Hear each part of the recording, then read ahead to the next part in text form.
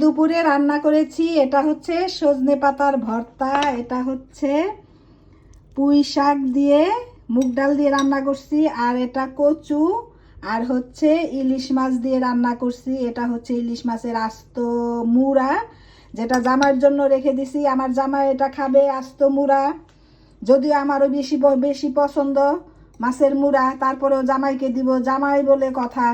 তারপরে যদি জামাইয়ের মনে থাকে যে আমার অনেক পছন্দ, তাহলে জামাই আমাকে দিয়ে দিবে, কিন্তু প্রথমেই আমি দিয়ে দিব জামাইকে। ঠিক আছে না বন্ধুরা? তারপরে ফ্রান্সের ওয়েদার আজকে 17 ডিগ্রি তাপমাত্রা। ফ্রান্সের ওয়েদার যা দেখতে অনেক বেশি সুন্দর আর চকচকে করতেছে, কোনো গরম নেই।